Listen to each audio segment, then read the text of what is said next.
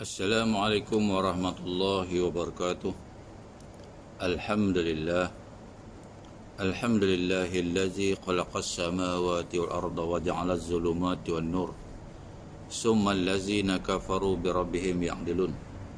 Asyhadu an la ilaha illallah wa asyhadu anna Muhammadan abduhu wa rasuluh. Allahumma salli ala sayyidina Muhammad wa ala alihi wa sahbihi wa man tabi'ahum bi ihsan ila yaumiddin, amma ba'd. Rabbi shrah li sadri wa yassir li amri wa hlul 'uqdatam min lisani yafqahu qawli. Qala subhanaka la ilma lana illa ma 'allamtana innaka antal alimul hakim. Wa la haula wa la quwwata illa billahil 'aliyyil 'azim. Rabbi yassir wa la tu'assir bi tamim ila bi khair. Allahumma faqihna fid din wa 'allimna ta'wil ya rabbal alamin. Yang dihormati tuan-tuan muslimin muslimat rahimakumullah, bertemu sekali lagi kita di dalam ruangan kuliah subuh. Moga-moga pertemuan kita pada pagi ini mendatangkan keberkatan dan rahmat. Sungguhnya kita di dalam ujian Allah Subhanahu wa taala, yang mana sekarang ni kita berada di dalam satu suasana yang amat genting. Jadi pada pagi ini kita sambung balik pengajian kitab kita Bahrul Mazi jilid yang ke-13, yakni bab yang ke-10, babul maja'a fi tasmiyatil ala ta'am. Bab yang telah datang ia pada menyatakan mengucap bismillah atas makanan. Ini perkara yang basic, basic kepada seluruh umat Islam. Sebab apa? Dengan mengucap bismillah ini, dia akan mendatangkan keberkatan kepada makanan itu. Jadi tuan-tuan muslimin muslimat, benda ni benda remeh aja. Alah, apa aja sangat bismillah. Jadi marilah kita sama-sama menyelusuri bab ini. Ketahuilah kiranya, ya saudaraku, apabila seorang daripada kita mahu makan atau minum, sunat mengucap bismillah sebagaimana yang diaturkan oleh ulama seperti di dalam masalah yang akan datang ini. Apa dia kata tuan kitab ini? Mana kata apabila seorang daripada kita makan ataupun minum, sunat. Sunat ni mana kata dapat pahala kalau kita ucap. Tapi kita ni, kebanyakan kita ni, orang Islam kita ni, yang sunat-sunat ni dia tak ambil pot. Orang muda kata pun tak ambil pot, tak ambil pot. Kita yang sunat inilah yang sebenarnya yang akan membantu, yang akan menokok, yang akan menampung kecacatan di dalam benda-benda yang ibadat-ibadat yang wajib kita ni. Contohnya solat fardu. Itu sebab Nabi Muhammad sallallahu alaihi wasallam sentiasa melakukan solat-solat sunat ni. Kita duk berasa kita ni yakin sangat dengan solat yang fardu-fardu wajib ni, sampai sunat pun kita tinggal. Sebab apa alasan dia? Alah sunat saja ustaz, buat dapat pahala, tak buat pun tak dapat apa pun. Tu tak apa. Jadi kita tuan-tuan, mulai saat dan ketika ini, marilah kita ambil kesempatan buat benda-benda yang sunat ni. Jangan dianggap remeh. Besok kita mati ni tuan-tuan, bila Allah tunjuk kat kita pahala-pahala sunat ni, Allah kita menyesal tak ada dah. Jadi jangan kita menyesal dahulu pendapatan, menyesal kemudian tidak berguna.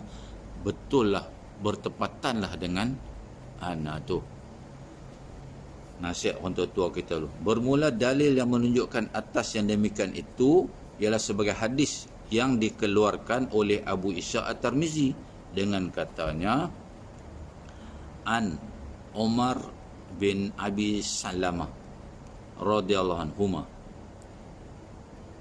daqala ala Rasulillah sallallahu alaihi wasallam wa iddahul ta'am.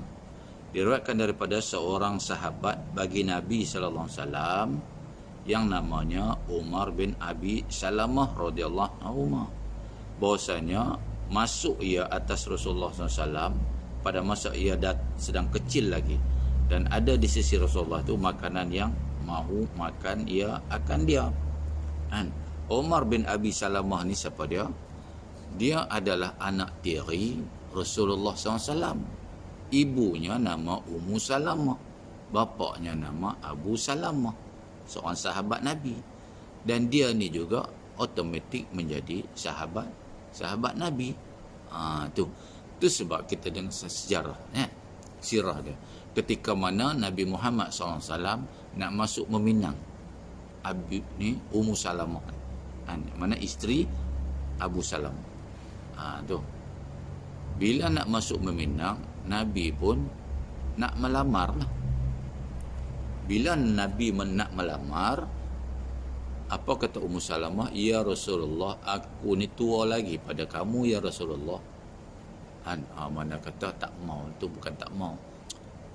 Tak, orang kata apa? Tak ni lah, kan? Tak nak menolak dengan cara hala lah. Kan? Jadi Nabi kata apa? Ya Ummu Salamah, aku ni pun tua juga, kata Nabi. Kemudian Ummu Salamah kata apa? Ya Rasulullah, aku anaknya ramai. Nabi kata pula, anak kamu besok akan jadi umat Nabi, umat aku juga, anak tiri kepada aku. Yang ketiganya Ummu Salamah kata, ya Rasulullah, aku ni kuat cemburu. Nabi kata tak apa, aku akan doakan kepada Allah SWT suruh cabut sifat cemburu kau tu. Maka itu sebab sahabat Nabi, dua orang yang tak ada sifat cemburu ni, Abu Zar dan Ummu Salamah. Tu cerita dia. Jadi Umar ni kecil lagi masa tu. Datanglah Umar Rasulullah. Jadi dekat Rasulullah tu ada bahan makanan. Rasulullah nak makan lah ketika tu. Jadi Umar ni pun datang. Maka bila datang, bila dilihatnya aku masuk kepadanya, lalu bersabda ia. Nabi kata apa? Qala iznu ya bunayya wassamallah wa kullun biyaminika wa kullun mimma yalika. Sabdanya, marilah dekat hai anakku, makan sama-sama denganku. Maka datanglah aku dan duduk berkaitan dengannya. Sabdanya, mengucaplah kamu dengan bismillah pada mula suap kamu, dan makan dengan tangan kanan, jangan dengan tangan kiri, dan makan olehmu daripada barang yang mengiringi engkau. Tu. Maka Nabi pun panggil dia duduk. Wahai anakku, duduk tepi aku ni. Tu. Makanlah. Ucaplah bismillah sebelum nak makan ni, dan guna tangan kanan. Tangan kanan, dan ambillah makanan yang dekat dengan kamu, kata Nabi. Tu adab nak makan tu. Islam ni tuan-tuan, Allah beradabnya, Allah. Itu sebab kita tengok Islam ni akhlak tu. Orang kafir nak masuk Islam tu, dia bukan sebab dipaksa dah. Tengok akhlak Rasulullah SAW tu. Itu sebabnya Islam ni tertegak di atas akhlak. Akhlak umat Islam, akhlak seseorang orang Islam tu. Orang tengok akhlak. Kaya macam mana pun, cantik macam mana pun, kau tak ada akhlak, tak ada. Kan? Beriman macam mana pun, kalau akhlak tak ada. Tu nak cerita mari. Jadi Nabi kata apa? Bukan kata kepada anak tiri dia tu saja.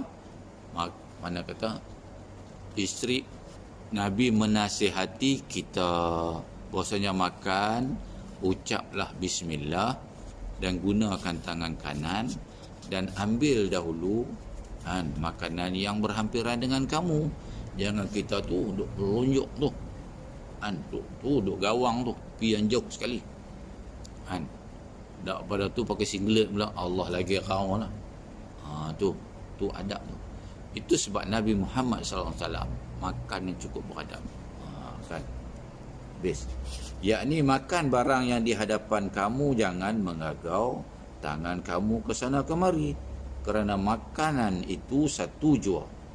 Jangan bernyangkau mengambil apa di hadapan orang, bahkan makan di tepi talam kamu saja, kata Nabi.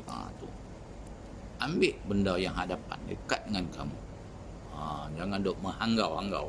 Hanggau apa orang tahu kata. Kan? Tengok. Lainlah kalau kita, tak kira lah kita makan kat mana pun. Dia makan di kedai kat Nora ke, di kedai Aceh ke. Tu. Jangan duk pergi hanggau benda yang jauh. Ambil yang dekat kita tu. Kan? Tu. Macam sahabat-sahabat kita selalu duk pergi lah. Kan? Apa dia? Cik Rosman kita, Cik Rashid kita. Kan? Jadi, ambil yang dekat dulu. Tu adab dia. Masalah seterusnya. Makan dimulai dengan mengucap Bismillah, Bismillah. Tu. Kata Imam Al-Ghazali rahimahumullahu ta'ala di dalam Ihya Ulumuddin, dimulai makan itu dengan Bismillah pada awalnya dan dengan mengucap Alhamdulillah pada akhirnya. Tu adab dia tu. Mula-mula baca Bismillah. Nak ambil makanan tu, nak makan, baca Bismillah. Dah habis makan apa? Kan? Janganlah nanti belahak baru nak kata Alhamdulillah. Agak-agak kenyang. Itu sebab Nabi Muhammad SAW akan berhenti makan sebelum kenyang. Tu. Kita kenyang dulu baru berhenti. Dah kenyang sangat-sangat. Sampai sengkak perut tu. Berdiri macam tu. Dah bunyi macam burung wak-wak. Baru nak berhenti. Allahu Akbar. Kurangnya adab kita. Jadi marilah kita sama-sama ikut Nabi Muhammad. Sunnah Nabi Muhammad SAW, berhenti sebelum kenyang. Ucaplah kita Alhamdulillah. Tu tak adab. Dimulai makan itu dengan Bismillah pada awalnya dan dengan mengucap Alhamdulillah pada akhirnya. Maka jikalau seorang itu mengucap serta tiap-tiap suapan akan Bismillah, maka itu lebih elok. Tu. Ada juga kita tengok orang setiap kali suap, setiap kali itulah Bismillah. Tu. Macam mak-mak kita lah bagi makan kita dulu, bagi makan adik-adik kita dulu. Kan? Bayi-bayi tu setiap solat Bismillah, Bismillahirrahmanirrahim. Makan. Bismillah. Tu memuji tu kan. Tu. Nak bagi inspirasi, nak bagi motivasi kepada anak-anak tu supaya seronok makan tu dengan baca Bismillah tu. Supaya tiada dibimbang akan dia oleh buruk makanan itu daripada ingat akan Allah Ta'ala. Dan boleh mengucap serta suap yang pertamanya Bismillah dan pada suap yang keduanya Bismillahirrahman, dan mengucap pada yang ketiganya Bismillahirrahmanirrahim. Boleh juga. Suap yang pertama kita baca Bismillah. Suap yang kedua kita baca Bismillahirrahman. Suap yang ketiga kita baca Bismillahirrahmanirrahim. Nak ucap Bismillahirrahmanirrahim pun boleh. Tak gaduh. Tu. Kata Imam Nawawi di dalam Syarah Muslim, dan sunat mengucapkan Bismillah pada awal mula-mula makanannya, dan ini ijma' ulama' atasnya. Dan begitu juga sunat mengucapkan Alhamdulillah pada akhirnya. Tu kata ijma'. Bismillah di awal, Alhamdulillah di akhir. Tu. Masalah yang seterusnya, makan dengan menyaringkan baca Bismillah. Tu. Nak baca kuat ke nak baca pelan? Tu. Itu pun dibahas. Tu yang kata Islam ni tuan-tuan. Punyalah beradab, punyalah berakhlak, punyalah bersopan. Tu. Nak baca kuat ke nak baca pelan? Pun dibahas. Kalau ikut-ikut kita bahas apa tak payah ada bahas lah. Tapi dak, Islam tu nak ajak, nak bagi manusia ni beradab. Kata Imam Al-Ghazali rahimahumullah ta'ala, makan dengan menyaringkan Bismillah dalam kitab ayat Sayugia menyaringkan bismillah pada masa makan itu supaya mengingatkan bagi orang yang lain daripada jika ada orang itu lupa atau lalai. Tu tujuan menyaring tu. Kan? Tu. Supaya apa? Nak peringat orang sebelah. Kadang-kadang manusia ni dia jenis pelahap. Maklum sajalah lapar. Contoh buka puasa, satu hari dah tahan lapar. Jadi bila buka puasa tu, dengar azannya, makan terus. Kan jadi untuk kita nak peringat, macam kita baca macam mana? Bismillahirrahmanirrahim. Bismillahirrahmanirrahim. At least orang sebelah dengar, orang depan kita pun dengar. Dia kata teringat baca bismillah. Tu. Kata Imam Nawawi, telah berkata ulama dan disunatkan menyaring dengan bismillah itu supaya didengar orang lain dan boleh mengingatkan atasnya. Tu atasnya siapa? Atasnya orang lain tu. Bila kita baca bismillahirrahmanirrahim. Yang seterusnya menghantar zakat. Ini dah bab lain dah, bab zakat. Jadi kita ni tuan-tuan, muslimin muslimat, kena ambil perhatian sangat-sangat ni. Kena ambil pot. Kena ambil. Sebab ni pahala ni tuan-tuan. Pahala ni tuan-tuan sekarang ni orang tak nampak. Takat baca bismillah tu dia kata apalah sangat. Bismillah. Tu. Kita tak tahu tuan-tuan, dengan baca bismillah kita tu yang boleh kita masuk syurga. Kita tak tahu tuan-tuan satu kebaikan mana yang kita dah buat. Yang Allah cabut, yang Allah ambil untuk jadikan alasan untuk Allah masuk syurga. Satu kebaikan yang macam mana, yang masa bila kita buat. Kebaikan ni kita nak buat tak semestinya besar. Tak semestinya derma 100 juta tu baru kata baik dah. 10 sen pun ikhlas dah. RM1 pun ikhlas dah. Dengan RM1 tu tuan-tuan kita bagi orang, dia tu pula kebetulan dah berapa hari tak makan dah. Dengan dia beli RM1, dengan duit kita dia beli RM1 tu, Allah syukurnya dia minta doa pula ke Allah. Ya Allah, ya Tuhanku, Allah baiknya, ya Allah, kau gandakanlah pahala pada orang yang bagi kat aku RM1 ni. Allahu syukur. Kebetulan pada masa itu Allah angkat doa dia tu. Kena kita Allahu Akbar tu. Itu sebabnya kita ni tuan-tuan, muslimin muslimat rahimakumullah, nak masuk syurga ni itu sebab tuan-tuan, bukan sebab amalan kan? Bukan sebab amalan kan? Amalan yang kita buat ni tuan-tuan, kita pun tak tahu Allah terima ke tak terima, kita pun tak tahu. Tapi jangan putus asa. Jangan kita rasa negatif. Be positif. Tu positif. Kita kena positif. Stay on positif. Kita buat ni, kita mengharap bahasanya Allah akan ambil, akan angkat. Buat imam macam mana pun, buat tetap buat. Itu sebab solat ni tuan-tuan, kita kena buat. Sama ada kita tu masih jahat, orang tu jahat ke, dia kena solat. Orang tu penipu ke, pembohong ke, cengkelat ke, kejap-kejap buat, kejap-kejap tak buat. Buat. Sebab Allah dah kata dah, inna solata tanha anil fahsya'i wa munkar. Sungguhnya solat ini mencegah keji dan mungkar. InsyaAllah. Kan? Orang yang solat ni dia tidak akan melakukan benda-benda maksiat, dia tak buat. Walaupun sekarang ni tengah-tengah dia ada buat ni, dia masih melakukan. Percayalah tuan-tuan muslimin muslimat, hikmah solat ini, hikmah kita buat kebaikan ini, Allah akan ganti. You get what you give for. You get whatever you give.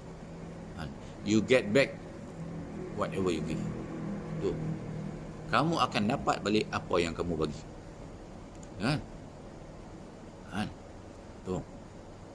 Kita tengok tuan-tuan, kita dengan satu kisah, kisah kita tengok ibadat kita ni tuan-tuan, ibadatnya. Itu sebab hidup ni tuan-tuan, don't work hard, work smart. Tu sebab Allah bagi kita akal untuk memikir. Work smart, don't work hard. Kita tengok, sebab Allah tidak pernah menjanjikan orang yang kerja kuat itu akan jadi kaya raya. Tak. Kalaulah Allah janjikan orang yang kerja kuat itu kaya raya tu, buruh kasar tu, kerja sehari berapa belas jam kerja. Kadang-kadang pagi sampai petang, malam overtime lagi. Kadang-kadang sampai ke subuh kerja. Kaya tak? Tak kaya. Yang kaya siapa? Tu, yang duduk di office tu. Yang duduk main telefon gerbu. Kan? Tu janji Allah. Kan? Allah tak pernah janjikan hang baca buku je, baca buku berhabis. Hang kan pandai tak? Hang kena belajar. Hang kena belajar tengok. Hang akan dapat pengalaman. Pengalaman takkan dapat dengan baca buku dah. Memerhati, guna minda, guna panca indera, tengok keadaan sekeliling. Itu sebabnya macam mana kita nak kenal Tuhan, maka perhatikanlah suasana kamu di sekeliling kamu. Kamu akan tahu. Tadi subuh digelap. Sekarang ni cerah dah. Macam mana boleh jadi macam ni? Macam mana kadang-kadang tadi gelap ni cerah lah. Siapa pergi tutup Swiss? Siapa pergi pasang Swiss? Malaikat mana pergi buka Swiss? Ni Allah nak tunjuk, inilah kerja aku. Inilah aku. Aku yang menukarkan. Tulijul laila fin nahar wa tulijun nahar fil lail. Allah kata aku boleh tukar daripada cerah kepada gelap, gelap kepada cerah. Tu. Kita malam tadi tidur. Tiba-tiba tadi boleh celak mata. Bila celak kita kata apa? Alhamdulillahillazi ahyana ba'dama amatana wa ilaihi nusyur. Ya Allah, syukur kepadamu ya Allah kerana telah menghidupkan aku. Tuan-tuan, syukur banyak-banyak tuan-tuan. Kita boleh celak mata pagi ni tuan-tuan, kita boleh lagi berada dalam dunia ini. Alam yang namanya dunia ni, dapat lagi kita bertemu kawan-kawan kita pagi ni. Walaupun dalam keadaan confinement ni, perintah kawalan ni, dapat lagi kita boleh telefon lagi. Ada telefon kita boleh tengok. Kita boleh buat video call. Mak kita jangan lupa kita buat video call. Bapak kita buat. Tak tahu tuan-tuan, kita boleh hidup hari ni sampai pukul berapa? Sampai waktu mana kita boleh hidup? Tak tahu. Sebab apa? Setiap kali hidup lawannya apa? Mati. Kita kena ingat tu tuan-tuan. Hidup lawannya mati. Dia berlawanannya ke dunia ni. Jangan kita harap kita boleh hidup sampai ke petang ni. Buat amalan. Ambil kesempatan tu. Jadikanlah amalan hari ni amalan yang terakhir untuk kita. Tuan, dengan amalan yang kita buat terakhir ni, yang kita anggap akhir untuk kita ni, mungkin kita akan buat sungguh-sungguh.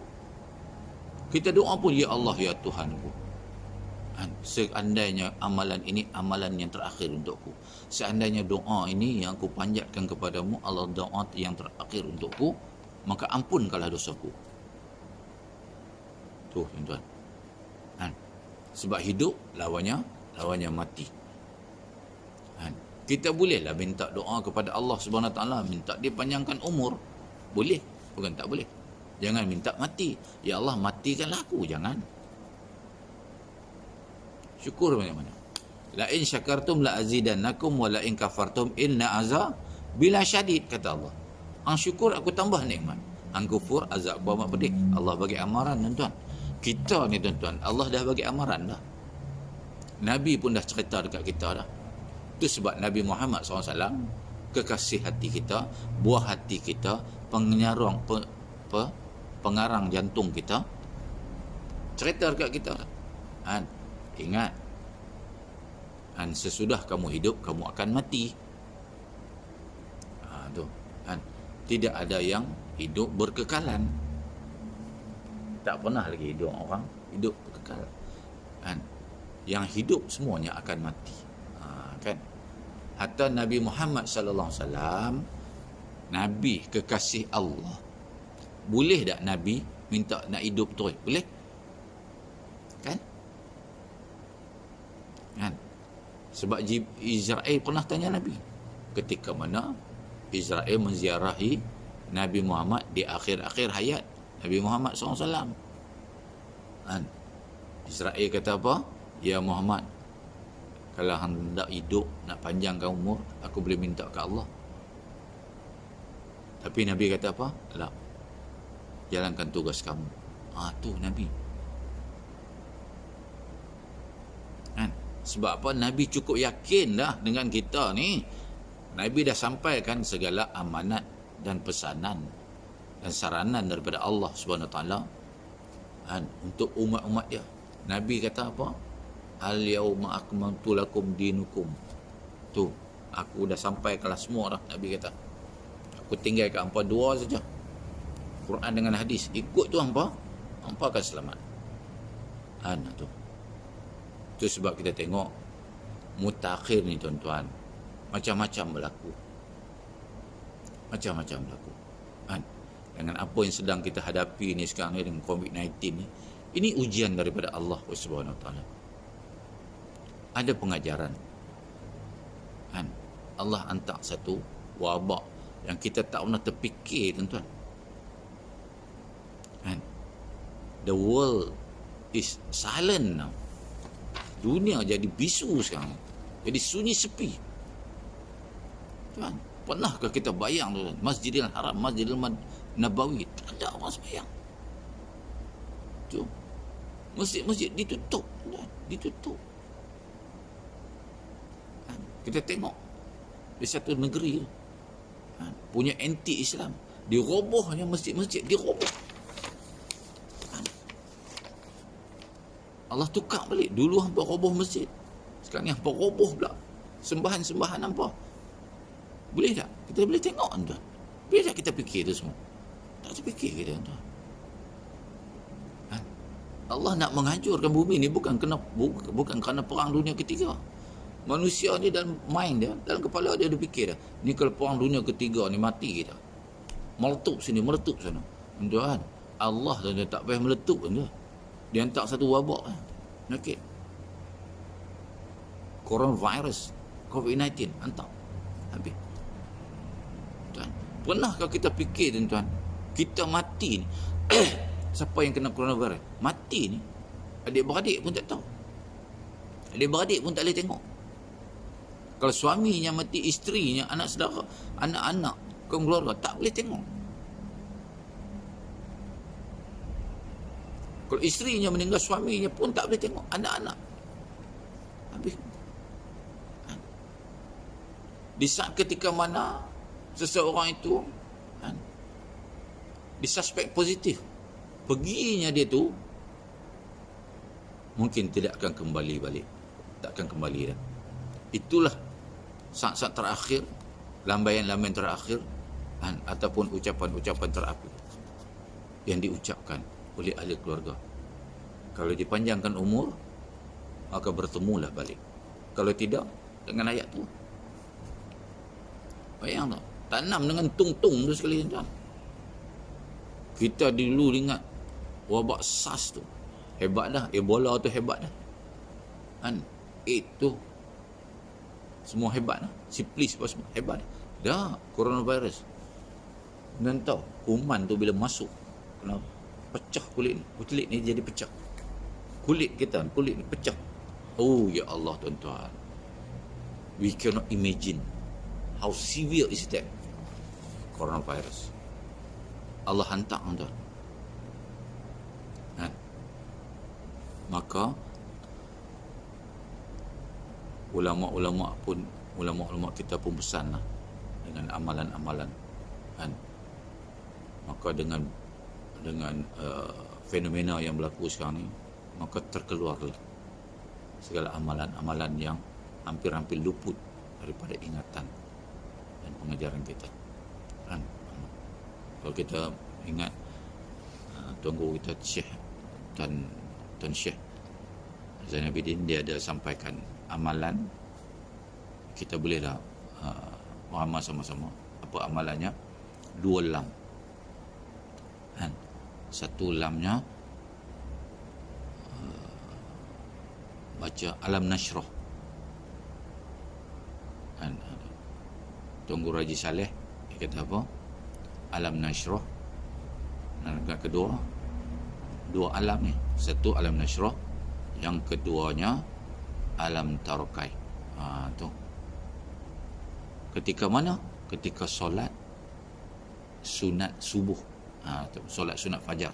Rakaat pertama selepas Al-Fatihah baca Alam Nashrah laka sadrak. Rakaat kedua baca Alam Tarokai. Tu minta. Siapa yang mengamal tu dari tuan guru kita, maka hari tu dia tak kenal lah, insya-Allah. Jadi saya rasa sekadar itu dululah yang dapat kita kongsi pada pagi ini. Maka insya-Allah kita akan bertemu dan disambung lagi di waktu-waktu yang lain, di kuliah yang lain pada 30 bulan ni, insya-Allah. Jadi saya ucapkan moga Allah pelihara kita lah. Marilah kita sama-sama akhirkan kuliah kita pada pagi ini dengan kita panjatkan doa mohon kehadirat Allah Subhanahu Wa Taala. A'udzubillahi minasyaitonir rajim. Bismillahirrahmanirrahim. Alhamdulillahirabbil alamin wal aqibatu lil muttaqin wal udwana illa 'alal zalimin. Wassalatu wassalamu ala asyrafil anbiya'i wal mursalin wa ala alihi washabbihi ajmain. Ya Allah ya Rahman ya Rahim.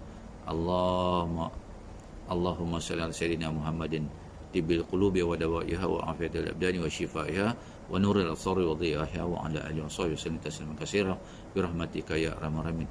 Ya Allah ya Rahman ya Rahim, sesungguhnya ya Allah kami mohon kehadirat-Mu ya Allah di pagi yang penuh kemuliaan dan keberkatan ini ya Allah. Kami mohon kepada-Mu ya Allah, ampunkanlah dosa kami ya Allah, kiranya kami telah melakukan dosa. Kami telah banyak melakukan dosa, kemungkaran, maksiat terhadap-Mu ya Allah. Ya Allah, ya Allah, ya Rahman, kami ini kerdil ya Allah. Kami tidak mampu untuk menghadapi ujian-Mu ini ya Allah. Penyakit yang Kau datangkan ini ya Allah. Ya Allah, ya Rahman, ya Rahim, sesungguhnya Ramadan berada di persekitaran kami. Ramadan is around the corner ya Allah. Ya Allah, ya Rahman, kami rindu untuk menyambut Ramadan. Kami rindu untuk bersolat tarawih berjamaah ya Allah. Ya Allah, kami rindu untuk mengimarahkan masjid-masjid kami ya Allah. Ya Allah, ya Rahman, Kau hapuskanlah COVID-19 ini ya Allah daripada bumi ini ya Allah, khususnya ya Allah. Ya Allah, ampunkanlah dosa kami di atas kesilapan dan kealpaan kami dan kekhilafan kami ya Allah. Ya Allah, ya Rahman, ya Rahim. Rabbana atina fid dunya hasanah wa fil akhirati hasanah wa qina adzabannar. Wa sallallahu alaihi wa sallam Muhammad wa ala alihi wa sahbihi. Walhamdulillah.